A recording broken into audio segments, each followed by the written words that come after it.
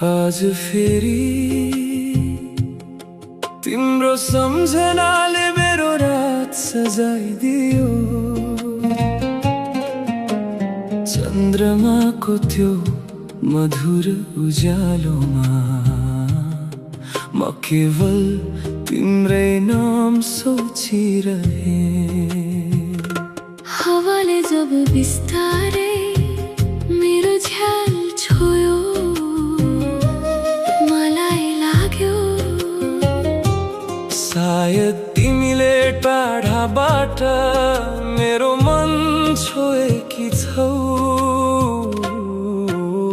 प्रिय, तिमीलाई भेटेपछि म प्रेमलाई शब्दमा होइन महसुसमा बुझ्न थाले।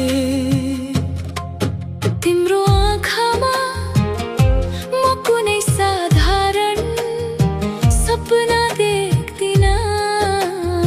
त्यहाँ त एउटा संसार छ जहाँ मेरो मन निर्भय भएर बाँच्न सक्छ। तिमी हाँस्दा मेरो भित्र निदाएका खुसीहरू बिउझिन्छन्।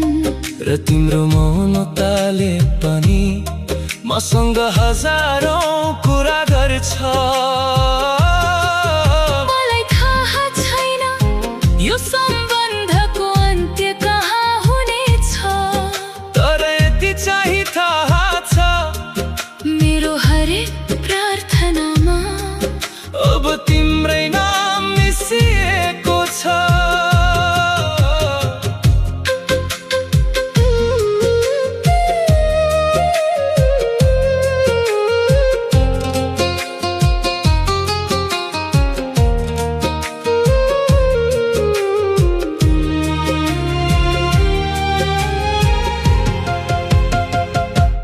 प्रिय, यदि प्रेम साँच्चै कसैको उपस्थितिमा शान्ति भेट्नु हो भने म तिमी भित्र मेरो सम्पूर्ण शान्ति भेटिसकेको छु।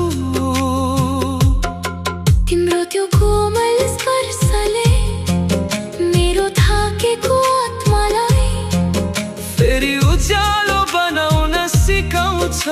र तिम्रो एक झलकले मेरो अधुरो दिन पुरा हुन्छ। यदि कुनै दिन मेरो मन कविता बन्यो भने त्यसको हरेक शब्दमा तिमी हुनेछौ। किनकि प्रिय, यो मुटुले पहिलो पटक कसैलाई होइन तिमीलाई आफ्नो मानेको छ।